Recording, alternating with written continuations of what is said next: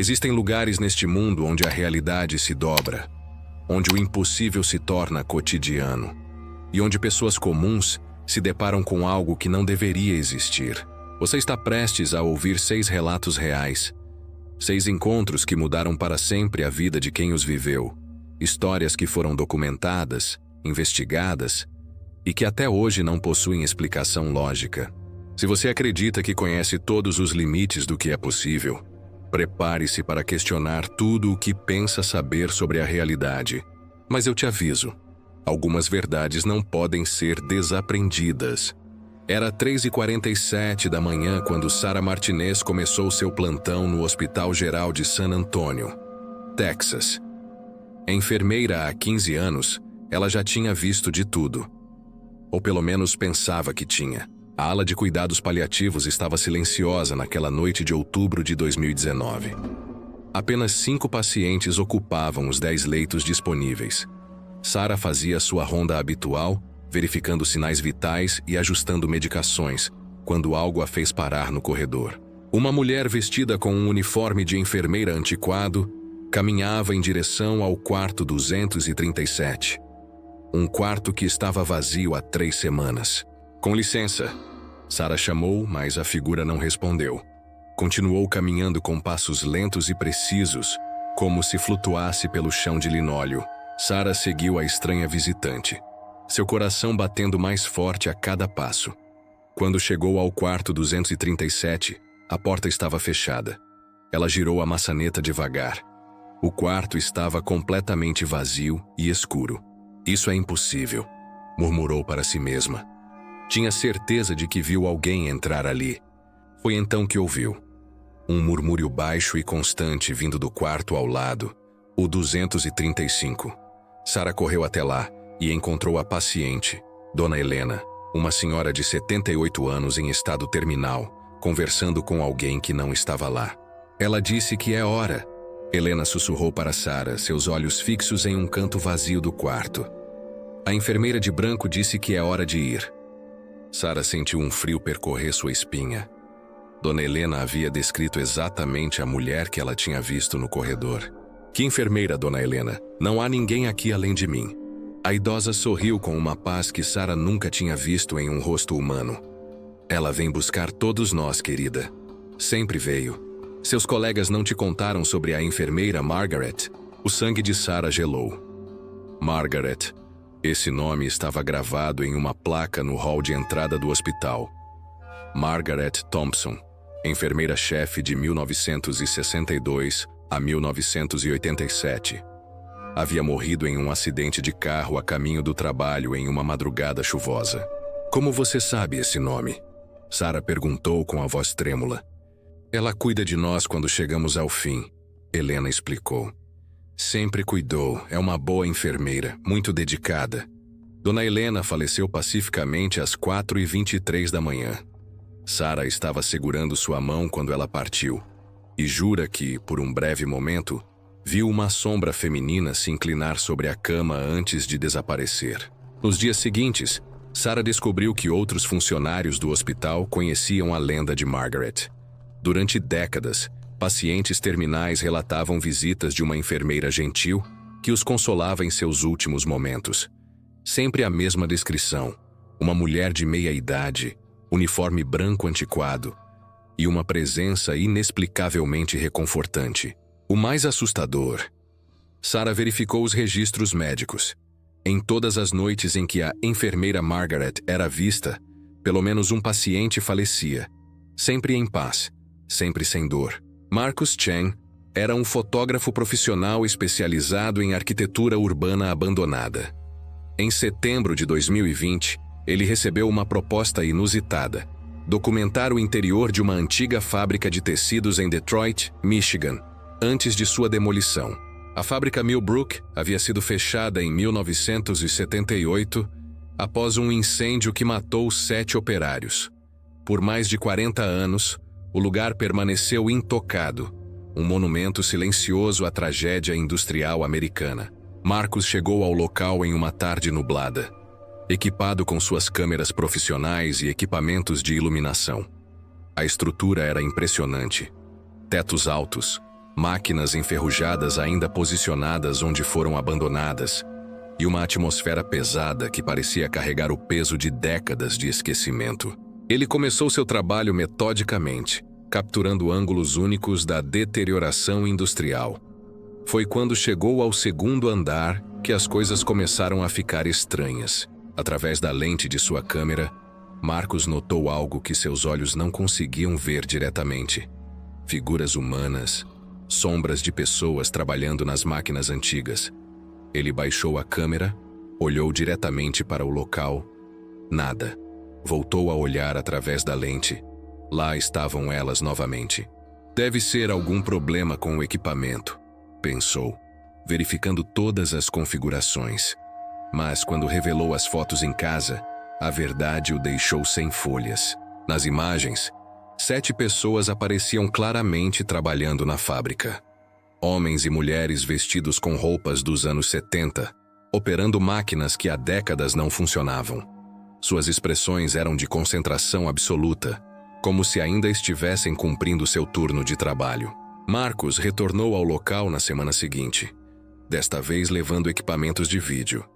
O mesmo fenômeno se repetiu. Através das lentes, a fábrica estava viva com atividade fantasmagórica. Ele gravou horas de material. Intrigado e assustado, Marcos decidiu pesquisar sobre o incêndio de 1978. O que descobriu o fez questionar tudo o que acreditava sobre a morte e a vida após ela. Os 7 operários que morreram no incêndio estavam trabalhando em um turno extra naquela noite fatídica. Segundo os relatórios, eles foram encontrados em suas estações de trabalho, aparentemente tentando controlar as chamas até o último momento. Nunca abandonaram seus postos. Quando Marcos comparou as fotos dos operários mortos com suas fotografias impossíveis, a semelhança era inegável.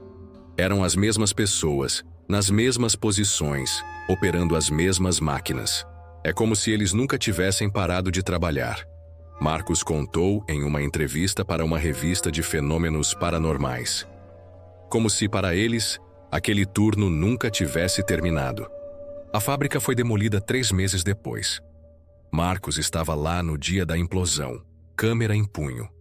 Na última foto que tirou do prédio, momentos antes de sua destruição, ele capturou algo que o assombra até hoje. As 7 figuras estavam nas janelas do segundo andar, observando a demolição. E pela primeira vez em todas suas fotografias, elas não estavam trabalhando. Estavam apenas observando. Como se finalmente compreendessem que seu turno havia terminado. Em uma manhã ensolarada de março de 2018, a vida de Jennifer Walsh mudou para sempre quando seu filho de 4 anos, Tommy, fez uma pergunta que nenhuma criança deveria ser capaz de fazer. Jennifer estava preparando o café da manhã em sua cozinha em Portland, Oregon, quando Tommy desceu as escadas com uma expressão estranhamente séria para uma criança de sua idade. "Mamãe", ele disse com uma voz que parecia carregar décadas de experiência, "por que você não me visita no meu outro lar?" Jennifer parou o que estava fazendo. "Outro lar? Tommy, querido, este é o seu lar. Você mora aqui comigo e com o papai." Tommy balançou a cabeça com uma paciência que arrepiou Jennifer. "Não, mamãe. Meu lar de antes, onde eu morava com minha outra família. Você sabe, quando eu era o James." O sangue de Jennifer gelou. Eles nunca haviam falado sobre nomes como James na presença de Tommy. Ele nunca tinha demonstrado interesse em identidades alternativas ou jogos de faz de conta elaborados. "Tommy, quem é James?" "Eu sou James." Ele respondeu com simplicidade assustadora. "Bem, eu era. Antes de vir morar com vocês. Eu morava em uma casa azul com uma varanda grande. Tinha um cachorro chamado Rex e uma bicicleta vermelha que meu pai me deu no meu aniversário de 7 anos. Jennifer se ajoelhou na altura do filho, tentando manter a calma. "Tommy, você nunca teve uma bicicleta vermelha e nunca tivemos um cachorro." "Eu sei", Tommy disse, seus olhos azuis adquirindo uma profundidade perturbadora. "Porque isso foi antes do acidente." "Que acidente, amor?" Tommy fechou os olhos como se estivesse se lembrando de algo doloroso. "Eu estava andando de bicicleta perto do lago. Era meu aniversário de 8 anos, Tinha muita neve naquela manhã e a estrada estava escorregadia. Um caminhão grande não conseguiu parar. Jennifer sentiu lágrimas brotarem em seus olhos. A naturalidade com que seu filho de 4 anos descrevia uma morte traumática era aterrorizante. Tommy, essas são apenas histórias. Você está aqui comigo são e salvo. Eu sei que estou aqui agora, Tommy respondeu, abraçando sua mãe. Mas eu me lembro de lá também. Às vezes, à noite, eu vejo minha outra mãe chorando. Ela ainda sente minha falta. Nas semanas seguintes, Tommy continuou compartilhando detalhes sobre sua vida anterior. Ele descreveu com precisão assombrosamente específica uma cidade chamada Millfield, a 200 milhas de Portland. Falava sobre uma escola onde estudava, amigos com nomes únicos, e uma casa que ele desenhava repetidamente com detalhes arquitetônicos impossíveis para uma criança conhecer. Desesperada por respostas, Jennifer decidiu investigar. Uma pesquisa online sobre Millfield e acidentes envolvendo crianças a levou a um artigo de jornal de 2011. Menino de 8 anos morre em acidente de bicicleta na manhã de seu aniversário. A fotografia acompanhando o artigo mostrava um menino chamado James Patterson, que havia morrido exatamente como Tommy descreveu. A casa da família Patterson era azul com uma varanda grande. James tinha um cachorro chamado Rex e havia ganhado uma bicicleta vermelha no aniversário de 7 anos. Jennifer ligou para a família Patterson. A conversa que teve com Margaret Patterson, mãe de James, foi uma das mais perturbadoras de sua vida. Meu filho sabe coisas que só James saberia, Jennifer explicou. Ele desenha nossa casa, conhece o nome do cachorro e fala sobre você com um carinho que me parte o coração. Do outro lado da linha, Margaret Patterson chorava. Eu sinto ele às vezes, ela admitiu. Especialmente à noite. É como se ele ainda estivesse aqui, tentando me dizer que está bem. Tommy nasceu em 15 de março de 2014. Exatamente 3 anos após a morte de James Patterson. David Rodrigues nunca acreditou em vida após a morte, até o dia em que começou a ouvir vozes que não deveriam existir. Era um contabilista de 35 anos, pai de 2 filhos, vivendo uma vida perfeitamente comum em Albuquerque, Novo México, quando tudo mudou em uma noite de tempestade em janeiro de 2021. David estava trabalhando tarde em seu escritório doméstico, preparando declarações de imposto para clientes, quando um raio caiu perto de sua casa. A explosão elétrica foi tão intensa que desligou toda a energia do bairro e deixou um zumbido constante em seus ouvidos. Quando a energia foi restabelecida 2 horas depois, David notou que o zumbido não havia cessado. Na verdade, não era exatamente um zumbido. Eram vozes, sussurros distantes, como uma rádio mal sintonizada captando estações longínquas. Inicialmente, ele pensou que fosse um problema médico causado pelo raio. Consultou 3 especialistas em audição, fez todos os exames possíveis. Resultado: sua audição estava perfeita. Melhor do que a média para sua idade. Mas as vozes continuaram e começaram a ficar mais claras. David, você pode me ouvir? Era uma voz feminina, suave, mas desesperada. David olhou ao redor de seu escritório vazio. Não havia ninguém lá. Quem está aí? Ele perguntou, sentindo-se ridículo por falar com o vazio. Meu nome é Linda Vasquez. Eu morri há 3 meses em um acidente de carro na Interstate 25. Minha família, eles precisam saber onde eu escondi o dinheiro. David riu nervosamente. Claramente estava tendo um colapso nervoso. Mas a voz continuou, fornecendo detalhes específicos. Um endereço, uma descrição de uma casa, instruções sobre um esconderijo debaixo de tábuas soltas no porão. Por curiosidade mórbida, Dave pesquisou Linda Vasquez acidente Interstate 25. Para seu horror, encontrou a notícia. Linda Vasquez, 34 anos, havia morrido em novembro de 2020 em um acidente na I-25. Deixou marido e 2 filhas pequenas. Isso é impossível, David murmurou. Mas algo o impeliu a procurar o endereço que a voz havia mencionado. Eram apenas 20 minutos de carro de sua casa.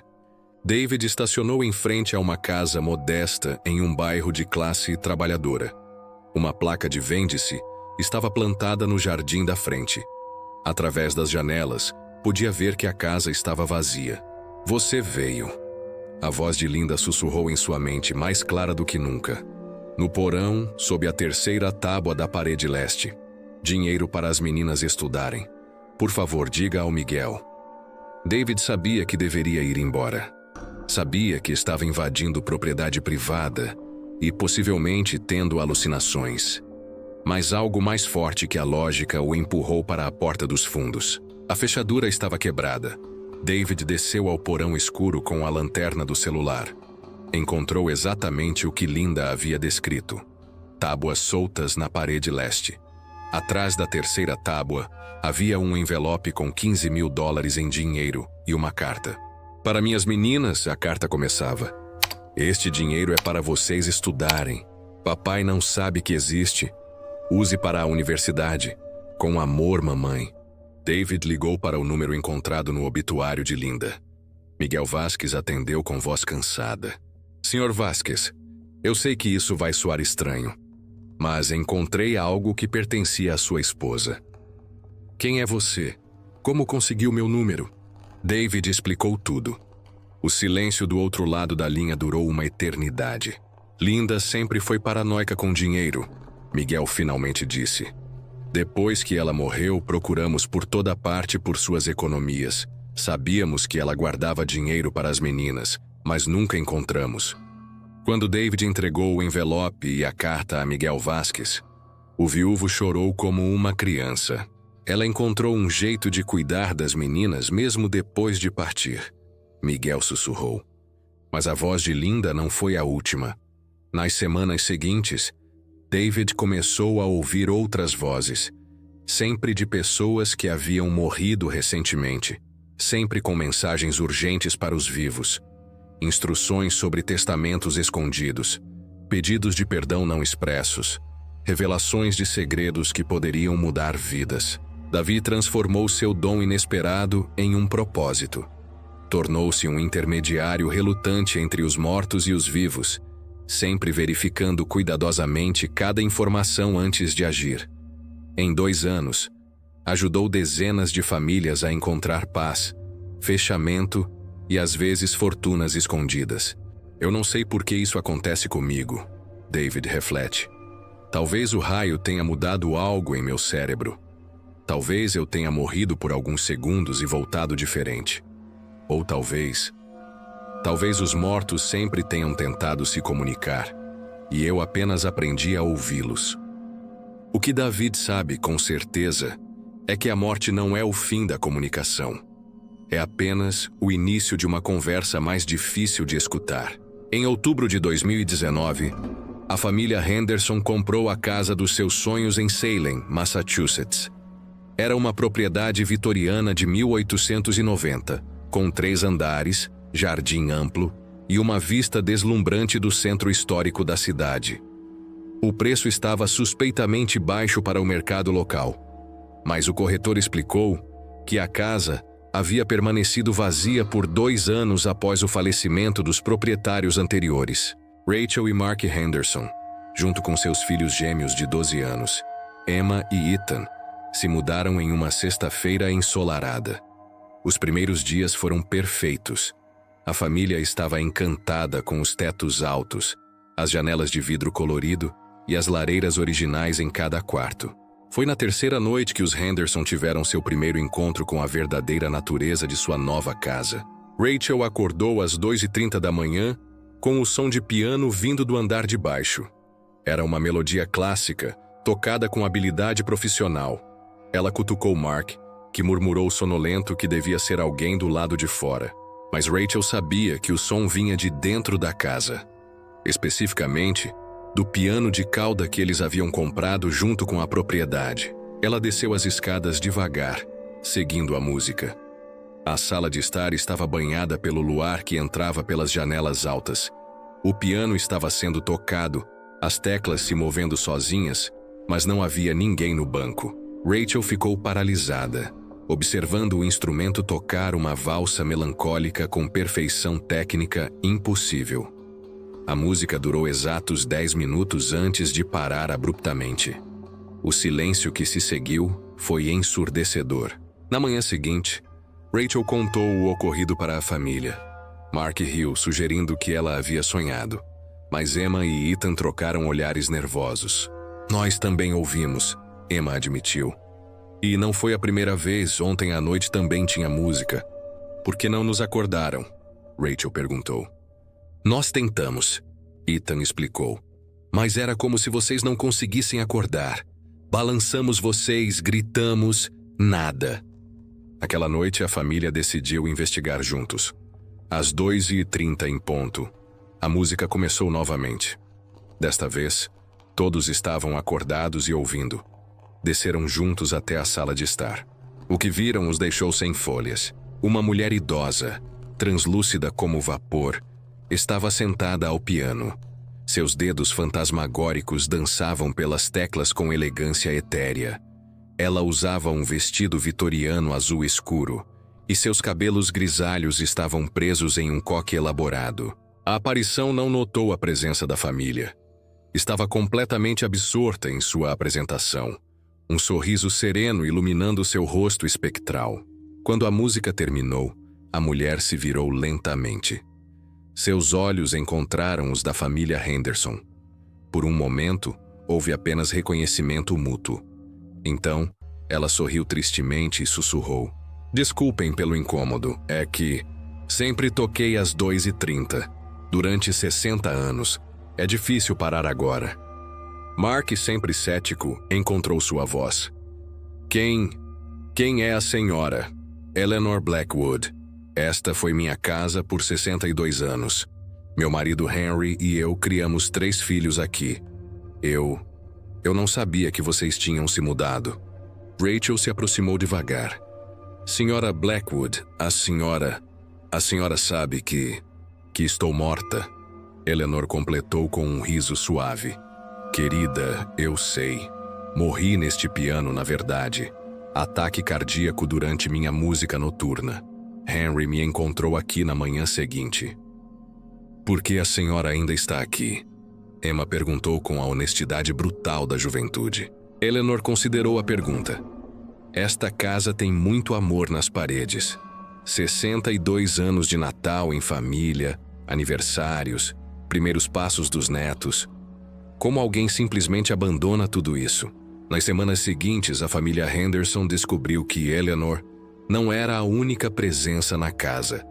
Henry aparecia ocasionalmente na biblioteca, folheando livros que lia em vida.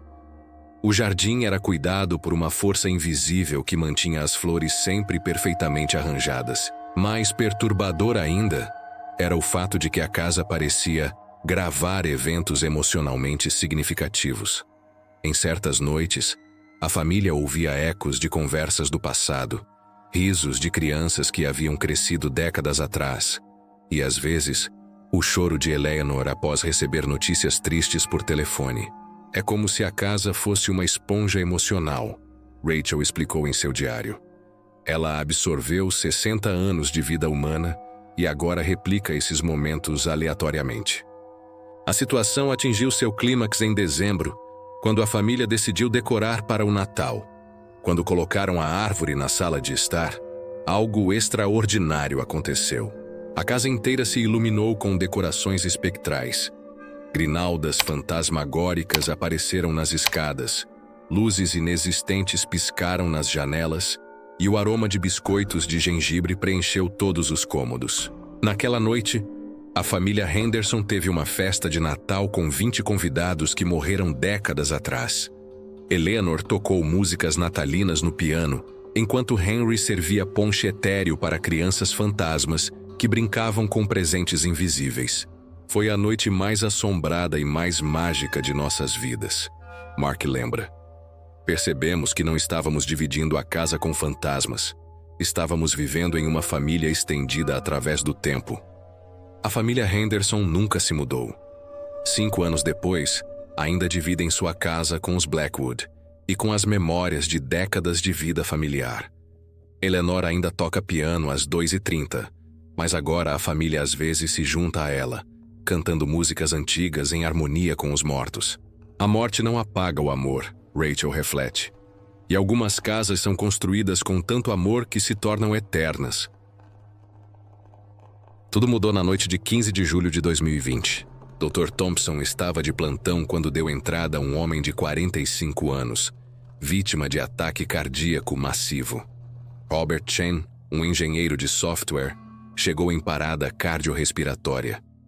A equipe médica trabalhou por 42 minutos para reanimá-lo. Sem pulso há 15 minutos, a enfermeira anunciou. Devemos continuar? Dr. Thompson olhou para os monitores. Linha reta em todos os aparelhos. Tecnicamente, Robert Chen estava morto há 15 minutos. Mas algo, um instinto, uma intuição, fez o médico continuar tentando. Mais uma dose de epinefrina, ele ordenou. Não vamos desistir ainda. 3 minutos depois, milagrosamente, o coração de Robert voltou a bater. Pulso fraco, mas presente. Respiração assistida, mas estável. Robert Chen permaneceu em coma por 6 dias. Quando finalmente despertou, suas primeiras palavras deixaram Dr. Thompson completamente perturbado. Doutor, Robert disse com uma voz rouca, mas determinada.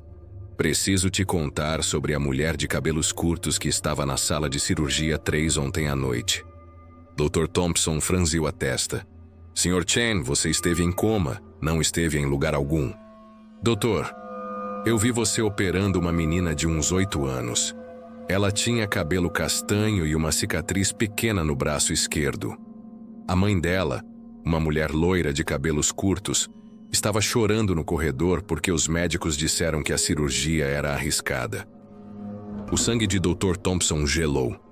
Na noite anterior, ele havia operado exatamente uma menina com essas características. Apendicite complicada que quase resultou em peritonite. A mãe da criança era exatamente como Robert havia descrito. Sr. Chen, como você pode saber disso? Sua ala fica a 3 andares de distância da cirurgia.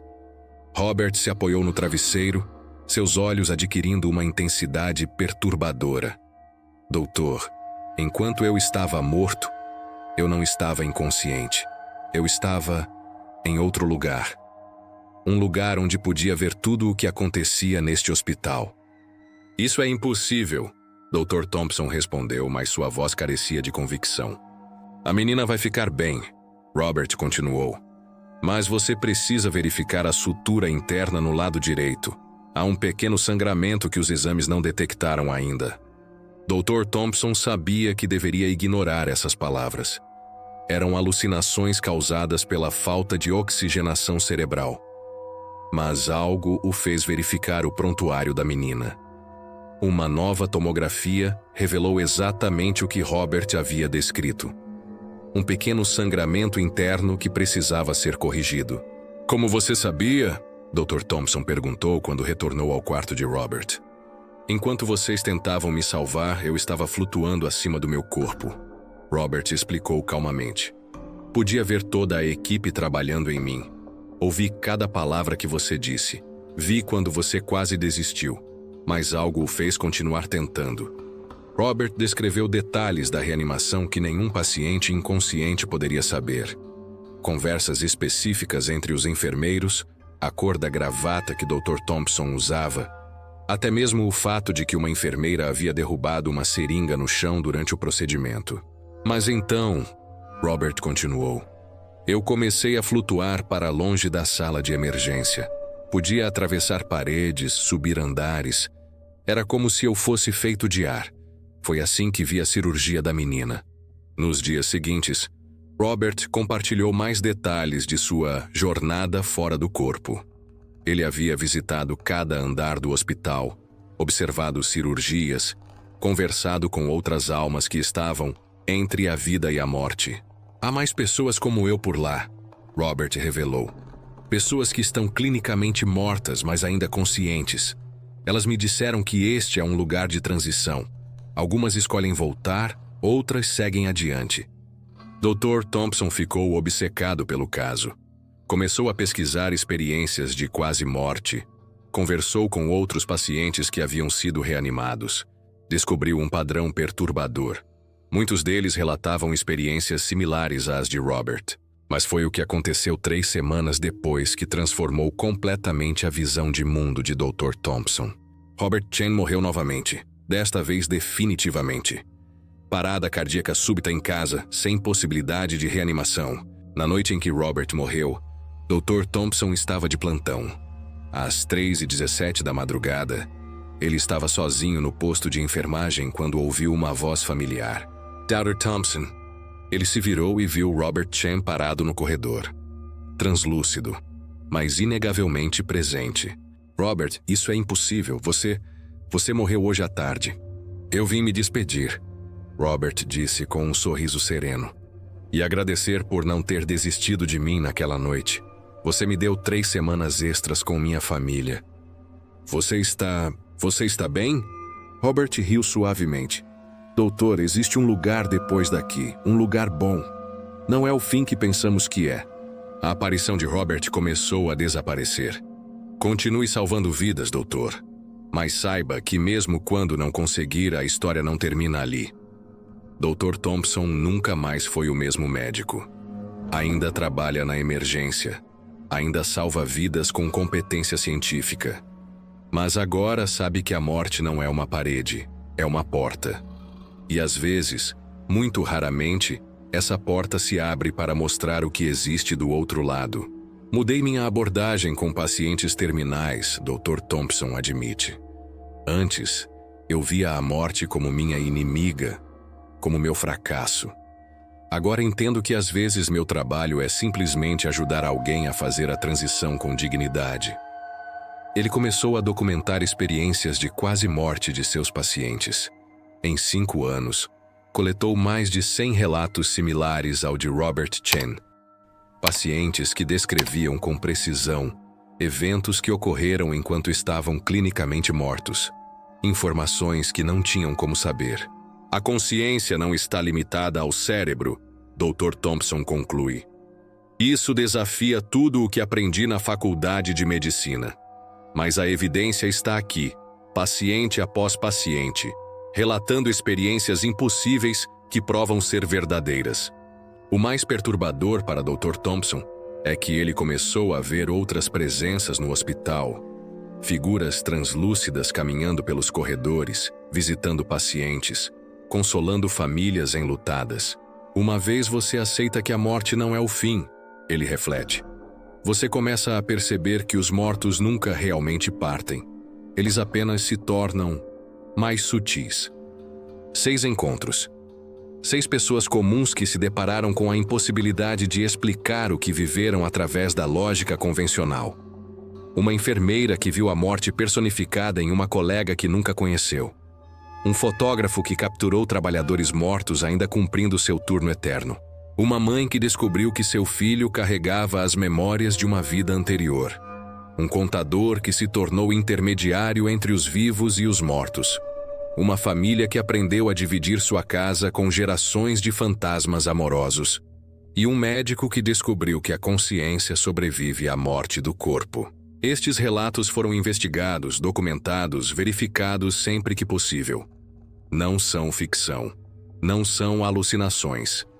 São testemunhos de pessoas reais que encontraram evidências de que nossa realidade é muito mais complexa e misteriosa do que imaginamos. Como disse o Dr. Ian Stevenson, pesquisador da Universidade da Virgínia, que passou décadas estudando casos de reencarnação, a hipótese da sobrevivência após a morte não pode ser descartada com base apenas em preconceitos materialistas. A evidência exige investigação séria. Cada um desses encontros nos força a questionar as fronteiras entre vida e morte, entre o possível e o impossível, entre o material e o espiritual.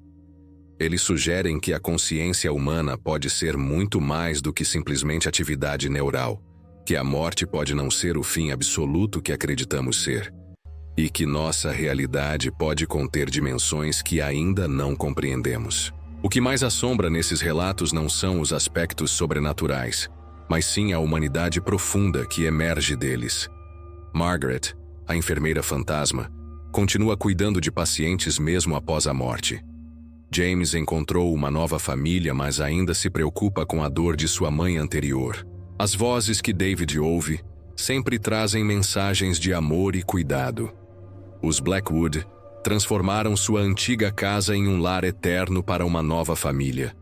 E Robert Chen voltou do além apenas para agradecer e tranquilizar. Talvez a menção mais reconfortante desses encontros seja que, se existe algo além da morte, esse algo parece ser movido pelo amor, pela compaixão e pelo desejo de cuidar dos que ficaram. Mas isso nos deixa com uma pergunta perturbadora. Se estes relatos são verdadeiros, quantos outros encontros similares acontecem todos os dias ao nosso redor? Quantas mensagens dos mortos passam despercebidas? Quantas presenças ignoramos por medo ou ceticismo? E a pergunta mais pessoal de todas: você está preparado para aceitar que a realidade pode ser muito mais estranha, mais bela e mais assombrosa do que você jamais imaginou? Se você chegou até aqui, é porque algo nesses relatos tocou profundamente sua alma. Talvez você mesmo já tenha vivido experiências que desafiam a lógica. Talvez tenha sentido presenças inexplicáveis, ouvido vozes que não deveriam existir, ou presenciado eventos que a ciência não consegue explicar. Você não está sozinho? Nos comentários compartilhe. Você já teve um encontro com o sobrenatural? Já sentiu a presença de alguém que não deveria estar lá? Acredita que existe vida após a morte?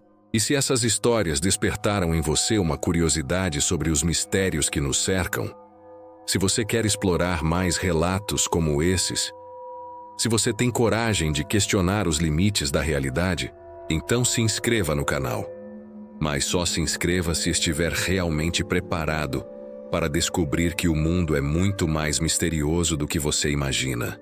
Porque uma vez que você aceita a possibilidade de que a morte não é o fim, uma vez que você abre sua mente para a existência de dimensões além da nossa compreensão, você nunca mais verá a realidade da mesma forma.